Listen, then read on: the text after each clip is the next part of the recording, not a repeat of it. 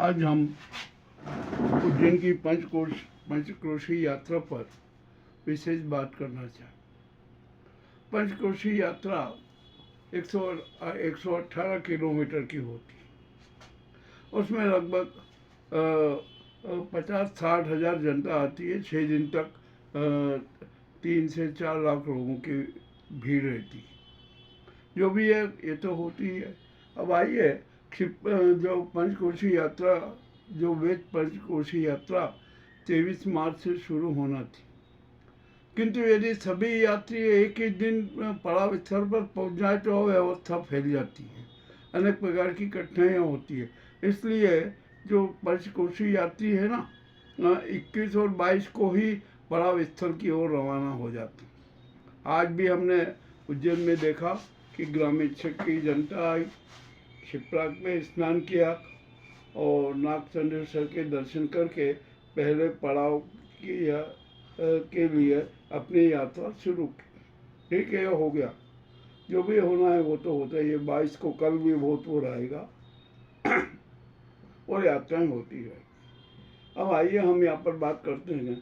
Number 1, Kshipra प्रदूषित पानी की डबरी, क्योंकि सतत प्रवाहमान नहीं है, कोई स्पष्ट है, उसकी आरती उतारो, कुछ भी करो, कोई मतलब नहीं। तो उसको सतत प्रवाहमान एवं पावन बनाना अत्यंत जरूरी है। ठीक है, ये आपने कर दिया। जो भी हो रहा है अच्छा हो रहा है, हम तो कह रहे हैं बहुत अच्छा हो रहा है। तो अब आइए हम यहाँ पर पंचकोशी यात्रियों की बात करते हैं। यहाँ पर पुलिस और प्रशासन ने घोषणा की थी कि पंचकोशी यात्रियों की सुविधा के लिए नई यातायात व्यवस्था लागू करें।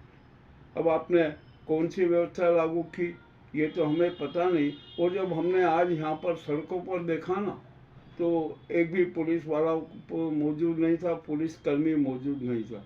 दूसरी बात, बाइक सवार और ऑटो वालों ने ग्रामीणों के साथ, जो यात्री यात्रा करने आए हैं उनके साथ कैसा व्यवहार किया, इसका शायद पुलिस और प्रशासन को संज्ञान नहीं।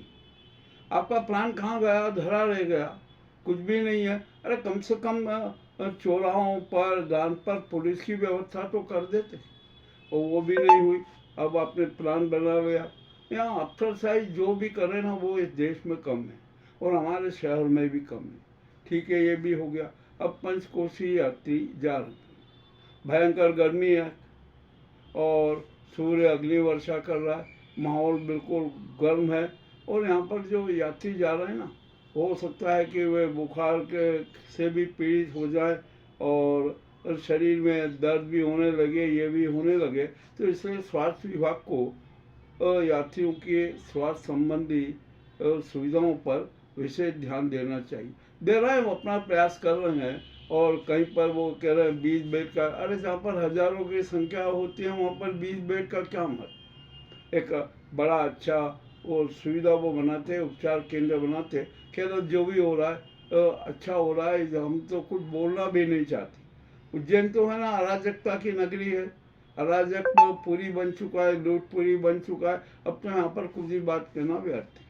अब जो भी हो, पंचकोशी यात्रा आज से ही यात्रियों ने शुरू कर दी है। पड़ाव स्थल की स्थिति क्या होगी भगवान जाने। जो भी हुआ को यात्राएं जारी है।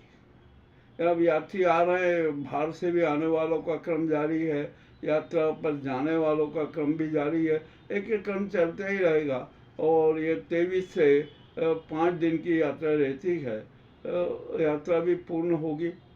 और आज तो मज़ेदार बात ये रही, जो समाज सेवी संस्थाएं है ना, जो यात्रियों के स्वागत के लिए बड़े बड़े बोर्ड लगाकर, पानी के लगाकर, ये करा के करती हैं, वे आज कहीं भी नज़र नहीं आई, कहीं पर भी नज़र नहीं आए। एक भी संस्था हमें तो नहीं दिखी। और कहीं दूर क्षेत्र में हो तो हम कह नहीं सकते, परंतु ये स्थिति है। क्योंकि हर आदमी सेवा के नाम पर अपने आप को प्रचारित करना चाहता है, अपने आप को धन्य करना चाहता है और अपने आप को जनभक्त बताना चाहता है। अब क्या करें, ये संस्कृति वैसी है, दिखावे की संस्कृति है, दिखावे का धर्म है, दिखावे का दान है। जो भी हो जाए वो अच्छा होता है। अब हम इस बारे में कुछ भी नहीं सकते। ईश्वर करे पंचकोशी यात्रा सफलतापूर्वक संपन्न हो जाए। किसी भी यात्री को किसी भी प्रकार की कोई यातना न हो, पीड़ा न हो, बस ईश्वर से हमारी यही कामना है।